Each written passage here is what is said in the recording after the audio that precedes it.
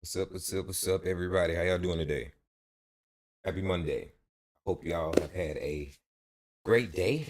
Um, I had a pretty good day. Just got off of work not too long ago. Made it to the house safely, despite all the storms going on. And I was like, man, let me hurry up and go ahead and drop something. Let me make some stuff real quick because it's been a lot going on. Um, and I tend to not really be one to want to get into heavy topics or nothing like that. But I just felt like let's do it today. Let's do it today. Um, I know most times when I am doing most times when I'm online or whatever, I tend to not say what I really am thinking. People that know me personally, I'll say this. People that know me personally or that have known me, met me along the way in real life, I'm a live wire. I say whatever I'm thinking. And most times, you know, I usually be right. As I got older, I'm not always right. So I've had to um humble myself into knowing that I'm not always right. But my heart is always in the right place. My mind is a very solid thinking one, I'm a very logical thinker. So I have my opinions and my beliefs, and I'm open to changing them. But whatever argument or whatever information you're presenting me, um, it has to make sense, and it has to be able to defeat my current ideology, um, which I whatever my ideology is on any type of subject, it's been carefully curated. I've done a lot of research. I've read a lot. I've watched a lot. I've taken a lot of information from all sides before I formulate my own idea. And then I also don't I don't downplay or disrespect or you know uh try to come at anybody else for their own beliefs, unless it's just totally stupid, right? Unless it's just then I ain't got no choice, right? But nonetheless, um, a lot of stuff like this, I tend to not talk about it because, um, I'm a new channel. I'm not really out there publicly too tough, so people are always saying, "Man, you can't say that. You gotta." And I don't want to say nothing that's gonna get me banned, but at the same time, though, I gotta be me. I have to talk my truth. You know what I'm saying? So I'm saying that to say that to people who are watching this and that don't know me, that have never met me in real life or expecting me because my last name is Love, that I'm some soft, sweet heart type of dude. I'm far from that. If anything, if it's gonna be Cupid, or if anything, any one of your Euros, I'm answers. All right. So what? Who answers is all right. So I'll tell you a quick little story if you don't know how it goes. In Greek mythology, you got Aphrodite, the goddess of love, and whenever you would see her, she would have these seven little babies around her, flying babies. Those babies are called eros, and each one of them represent a different facet of love, right? So Cupid, which you all know, or Eros, um, just means overall general love, love for everything, everybody, whatever. But Anteros, who is I'm more akin to, is the small god of unrequited love. So it's more so like love everybody and everything, but if that love is not given back, then there is room, there is a necessity to um retaliate or to make it. You know what I mean? So it's not so nice, right? It's like you either gonna show love properly or else, you know. So yeah. With that being said, um, I think it's been really crazy. Um, I think it's really crazy what's been going on lately. Now, I am a Chicago-born, Atlanta raised individual. I'm in my early 40s, right? 41. And I just want to kind of point out, like, I'm from Atlanta, man. Like I said, I grew up here, so maybe my ideas on things are a little bit different than in the rest of the country. I grew up around nothing but black people.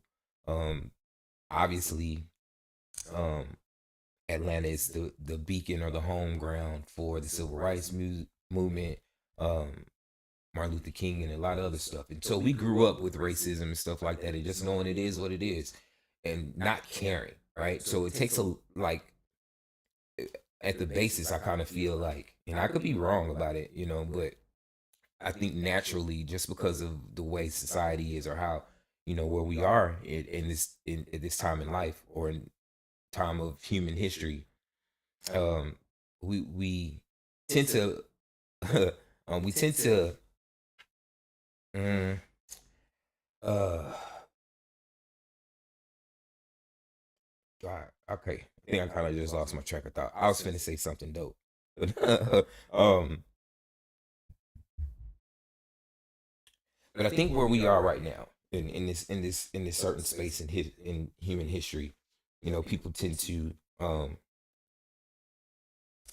you know we're really sensitive. Um, there's a lot of things that offend people, and they go all up in arms, and we're just in a really weird space. That wasn't what I was trying to say, but I just gotta keep it going. Nonetheless, I think the roughest it's rough to Okay. Anyway, so I'm saying that to say I don't really care about people being racist. You know what I'm saying? I get it. You know what I mean? It's easy for them to be racist. Like if you were born white, and learn that you have a certain standing in society just by default. Um, you almost can't help but, you know, live that path, right? Or acknowledge that or take advantage of that that's given to you. But being black from Atlanta, we've had money. We weren't struggling or nothing like that. We weren't rich, but we also, I mean, I got everything I wanted for Christmas. So it was just like, you know, I don't care nothing about that. If I see a Confederate flag, I know what it is. If I see a skinhead or he bald and he got on a vest or he ain't got no shirt on, he got on like I just know a racist when I see him, and I keep my distance. Or not, but for the most part, I know what he is, and it doesn't matter. It don't bother me. I've never been called nigga to my face or nothing like that. No white man has ever just disrespected me like that. I'm saying all that to say, you know, maybe my point of view or the way I see things is a little bit different. But I wanted to say that because one, this is the internet, so it's gonna be up, and I wanted people to know where I'm coming from. So whether you watching this video today or you're in the future, you're watching this and you're seeing where my mindset is, and this pops up, at least you know where I stand and my point of view of things. So at least the beginning of my point of view of things. So I'm saying all that to say, um, yeah, yeah, I voted for Trump. Um, it's the first time I ever voted Republican, or conservatively. Last go round, I voted um independently. The time before that, and it was some lady, I don't even remember her name. Um, and then the time before that, I voted for Barack twice. Um, I voted for Clinton. I mean, I've always voted democratically, and that's just by default, right? My family is Democrats, but those Democrats aren't the same ones now that they were then. And like I said, I do a lot of research. I do a lot of paying attention, a lot of studying, and it's just why if you've been talking to me ever in life, how far ahead of thinking or how knowledgeable about certain things I am. I am. Am I saying it right? Anyway, um, and I'll say this, a big part of the reason why I was hesitant into getting back into doing comedy and acting and stuff, living in Hollywood and all that, was because of all the crazy stuff, like the Epstein files and all that conspiracy theory stuff that was dropping. It was just like, damn. I remember when I first moved to LA. Um, yeah, and I got into. I was in my room. I had a roommate, and he had friends because he's from LA already, right? So he had friends growing up, and they super cool. I love them to death. Um, and one of the first things one of them said to me, because they asked me who I was and what I was doing and why did I move to LA. And I told him, I was like, yeah, I'm a comedian, I'm an actor and all that stuff. And he was like, damn, man, you came out here for that? So you came all the way out here just to get in your... I was like, hold on, what? What? And it was so, he was so jarring when he said it. Like, I just kind of chuckled it, you know what I mean? Like, nigga, hell, man, get your head off. What? But didn't think nothing of it. I mean, I'd already moved out there. I was, you know, I had a lot, so, but that was many years ago. So in 2020, when COVID hit, I was in LA, and I was forced to move back to Atlanta because I was working for a company, but they ended up shutting down for excuse me. I was working for a musical instrument company, and yeah, the city shut down. You know, trains and all that stuff. I couldn't get around. I didn't have a car, so I had to come back to Atlanta. When I came back to Atlanta, and everyone was like in this Corona mode, you know, I was just engulfed in learning stuff. I spent most of that like practicing meditation and really getting back a hold of myself around and fell in love with somebody I shouldn't have. Nonetheless. In that though, that's when the Epstein files and all that shit hit the fan, and you started seeing the list of everybody who was in it and all this stuff, and then you start hearing about all the. See, if I say some of these words, I don't think YouTube is going to allow me to keep this video up. So I'm not going to say that, but just know I started doing stand-up comedy. Well, I was doing stand-up comedy too, and I would talk about some of this stuff, and you could just see the room, and they had no idea what I'm talking about. Like, I think now they might have caught up on it, but they did not know what I was talking about. I mean, it was kind of alarming, but I'm saying all that to say, you know, I love LA. That's my third city. It's the place that I chose to move to as an adult. And for me to see this happening is crazy because I do plan on moving back. You know, my fiance's from San Jose. We're in Atlanta. She's been away from her family for a little bit, so she wants to get back. You know, and I want to go back to LA. Like I said, I got here to Atlanta, but I didn't really want to move back. I was forced to move back. So ever since then, it's been a plan for me to go back, you know, and get back on my feet, get balanced back and then go back. And I've done just that. But looking at stuff like this, man, well, for one, the industry has dissipated, right? Filming and all that stuff. They do that here in Atlanta. You know, if I was to do something in LA, they'll easily be like, all right, well, production's in Atlanta, so you fly home, da da da. Like, it's crazy. But anyway, to see this though, makes it another reason why it's hard for me to even like be excited about moving back to LA because this is crazy. It's so beautiful there, but the government, I cannot stand the government.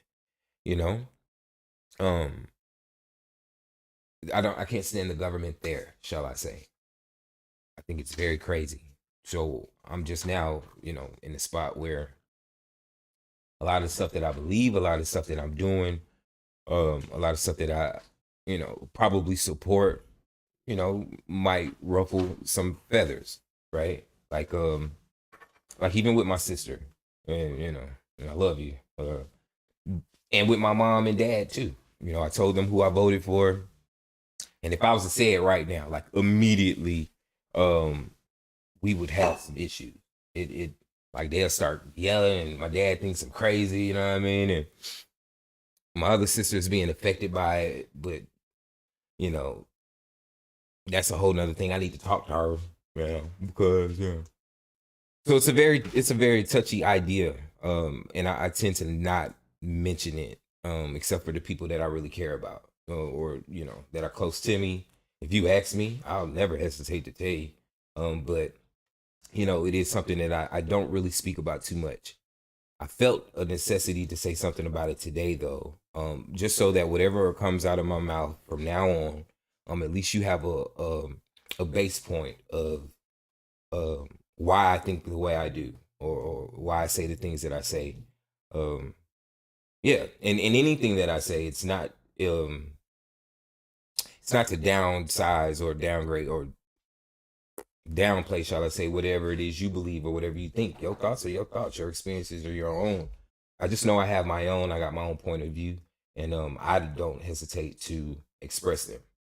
So, you know, and there's no problem until you try to, on my ideas or whatever. You try to, like we can have a conversation and we can debate and we can exchange ideologies and go from there. But you ain't finna attack me verbally. You're not finna just come at me. Like I've noticed anytime I have these types of conversations politically or whatever, it gets to a point where they don't even argue points anymore. They just start saying, "Oh man, you crazy. Oh man, you stupid." Like, how could you even think that? So that it downgrades to, or it devolves to name calling and just being disrespectful and no longer about the points. And and that right there is how you know you win arguments, right? When they're no longer talking about the facts and they're literally just spewing to you how they feel. Whatever. I don't rock with emotions like that. Yeah, I don't rock with emotions like that. So anyway, long story short, I know that was a lot, and I thank you for listening. What I am about to do now is go through some of this stuff, man. Especially what's been going on. Like I love LA, man, and to see what's going on out there is crazy to me. I don't see how anybody supports this. I don't see how anybody supports this.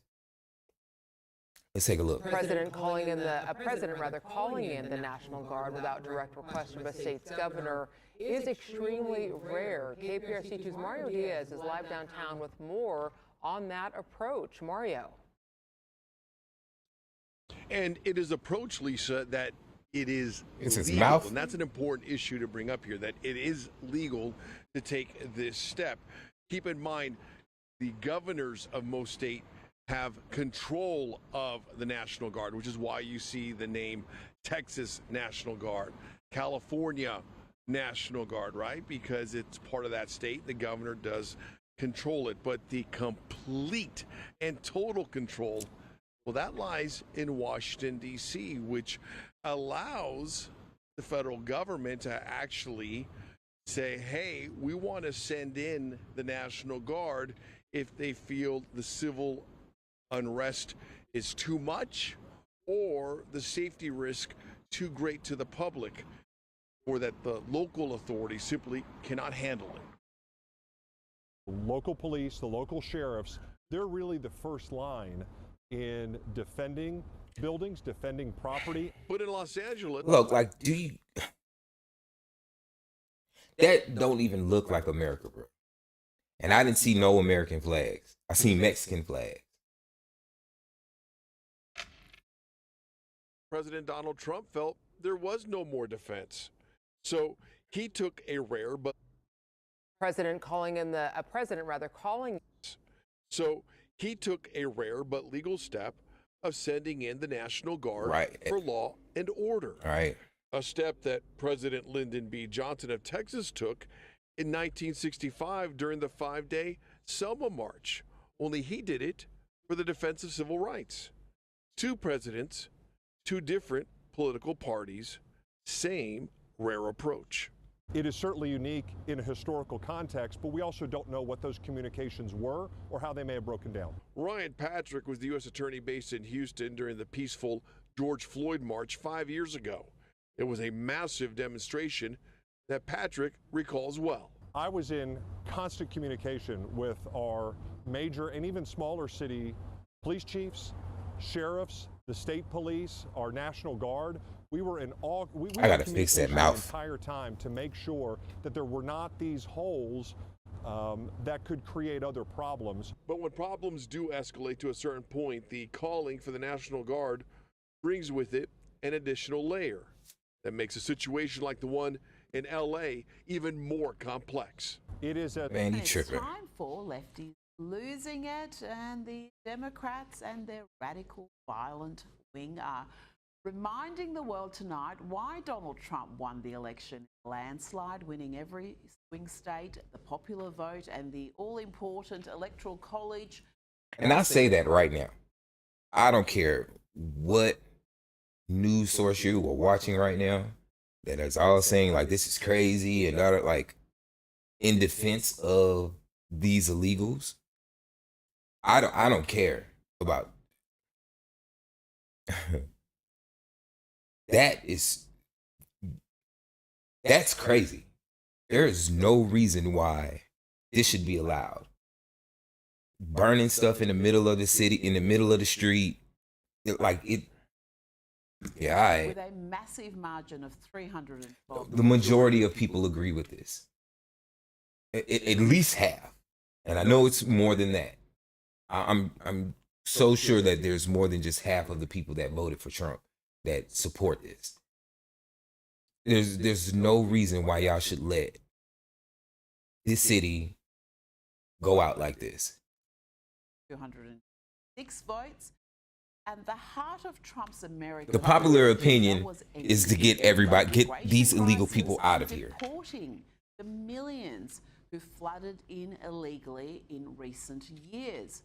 And you will not find a better ad for that policy than the scenes in LA right now. Downtown. Yeah, see that? I wish I would be. What? Well, I wish I would. I wish I'd be driving through the city like that and some random foreign whoever throw some shit at my car like that. Are you kidding me? Buddy tripping. For lefties losing it, and I'm definitely gonna have to restart this. The National Guard will restore order. This nigga's throwing stuff at people's car.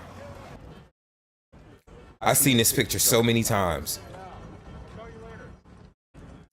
This dude right here has an iconic photo going around right now, viral photo, and I call it iconic. Iconic isn't always, it just means it was able to become an icon of a circumstance or a symbol of something. And this right here is indicative of that. Look at this. I've seen so many posts of this, and it's a dope photo. Don't get me wrong, the shit look fire. You know what I'm saying? He got fire behind him, he got his little Mexican flag standing up on top of it. Like the end of the first Joker movie. But tell me, why does this look like Mexico and why the hell this is in LA? They allowed this to happen. Governor Newsom allowed this to happen. Yes. Mayor Bass allowed this to happen. To the point that now we ended up having to get Trump to get the National Guard to come out there to cease this. It should have never happened to this point. The lawless thugs are demonstrating precisely why they should be deported and why those who break the law to support them should be locked up. As the National Guard is called in to restore order, the fires continue to burn. Some of these fires have been burning for so long that the cars are almost gone. Look at that. But authorities, the National Guard will restore order as these rioters found out. Some of these rioters found out.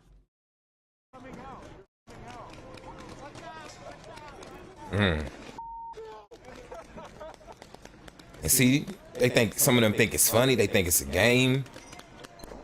Yeah. Pull the tool out. Now, if y'all thinking that it's just them that feels like, or you think it's a small group of people who feel like this,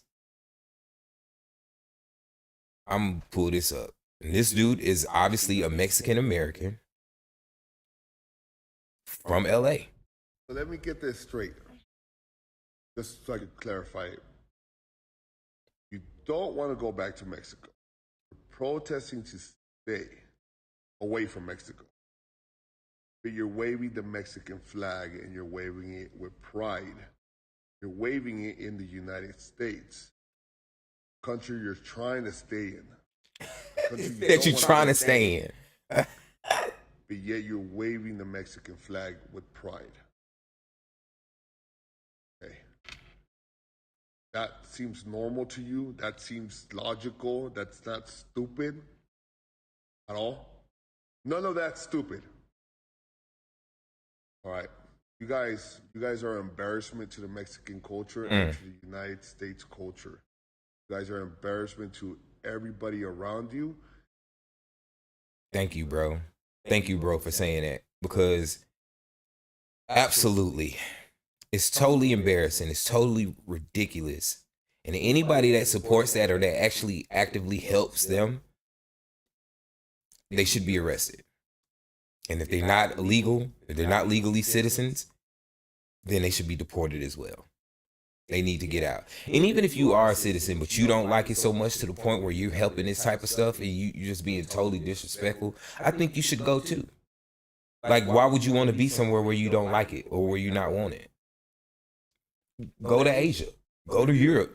I'm sure you would love to talk the shit that you talk in England, where they're arresting y'all for the stuff that we can say freely online. Go there. See, I think a lot of y'all, a lot of people are even forgetting the fact that you're in a country that allows you to talk like that, and they're not coming to snatch you up. You know what I'm saying? That alone makes us the greatest country. It's the reason why everyone keeps trying to come here. But if you come here, you have to do it legally. You have to go. Like, I can't imagine, as much as I love Japan, shout out to Tokyo, and as much as I love Italy, shout out Venice. I had to throw them plugs in there because I'm going back. You think, let me ask you, what do you think? If I was to go to Japan right now and just sit in that thing longer, despite all the checks that when I first go in through immigration, and they ask you, how long are you going to be here? What are you going to be here for? You're asking you very specific questions. And you do have a limit. You can't just be there. But let's just say I was so enamored with Tokyo, I never wanted to leave. You think I get rights? If I wanted to try to apply for certain things or jobs, and they try to fit and they learn that I'm an American or that I'm not Japanese. I don't even have to be American. When they learn that I'm not Japanese, what do you think is going to happen? You think I'm going to have to do paperwork and apply, come back to America, wait the process out, do all that stuff, and then get cleared to be able to move there? Or do you think I could just be there? Start getting a job, doing whatever the hell I want to do, just start saying arigato gozaimasu to everything, doing whatever I want to do, going anywhere I want to go. Think I'll be able to be in the Japanese government? Imagine me wanting to run or be in the Japanese government and being a senator or whatever they got over there. You think that's possible? Do you think it's easy? I don't know. It just don't make no sense to me, man. And it's disheartening. You know? Hey, you see this? Look at this. What does it say? TikTok pays 600 for 1 million views. YouTube pays 5 stacks. See, that's what I'm saying. That's why I'm on YouTube, baby. That's why I'm on YouTube, baby. Until that. Yeah, that's crazy. That's crazy. Anyway, I'm not gonna dwell on this too long, man. I just think it's very crazy that all this is happening. You got people supporting these, telling people to fight back, to fight harder. Like, what? All right, lock them up, shoot their ass, whatever you got to do. Get them the hell on.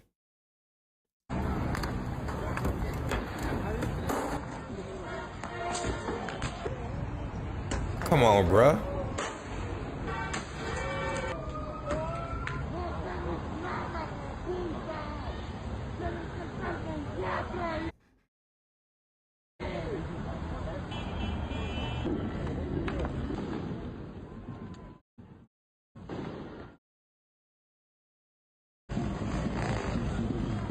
Unbelievable.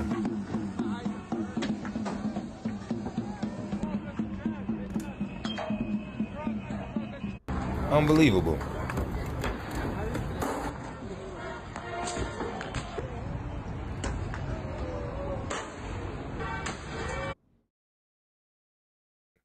Anybody who thinks that this is Trump's fault definitely has TDS, and you're an idiot.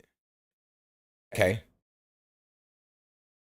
Y'all, you have got to stop listening to the mainstream media or wherever you've been getting your main news from and look at it from multiple sides. Go to groundnews.com. You know, download the app or something like that. I'm not sponsored by them, but that's a great way to get balanced information. You know? No, this is a byproduct of what you allow to have. Like, if you let your kid mess up the room and you don't do nothing about it, watch that room turn into the living room and all the other rooms in the house until your whole house is messed up. Give them an inch, they'll take a foot. I don't know who thinks this is okay.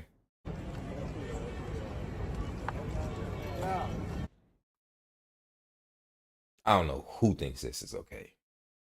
And if you do, please get out the country. Go with them. Seriously. Yeah. Because this is crazy.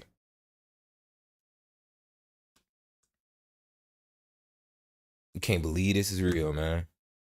Turn what is just a bunch of people have. Yeah. This looks like a real threat. This is like a real threat to democracy and society. I don't know, my friend. Look at this. Leah Greenberg. I heard her name before, too. Both atheist communists. So they don't believe in God, and they are totally radicalized into thinking that everything is all good and everyone deserves everything. Jeez. Oh, man.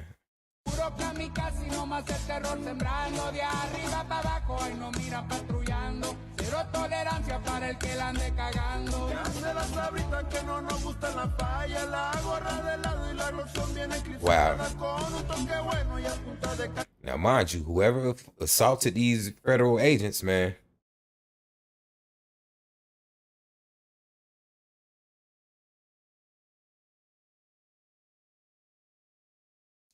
Man.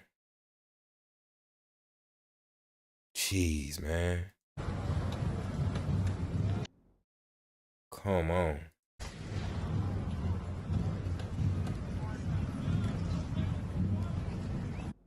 What country is this, man? And I love LA.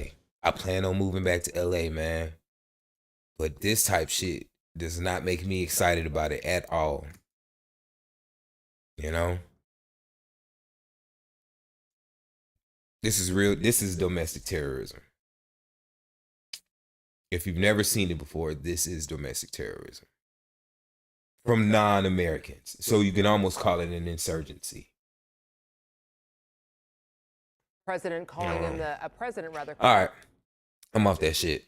On to the next Nick, thing. let's talk about the Chicago Bears. The Bears had a big offseason, and a lot of changes. Let me go say hi to the wife real quick. I think the chair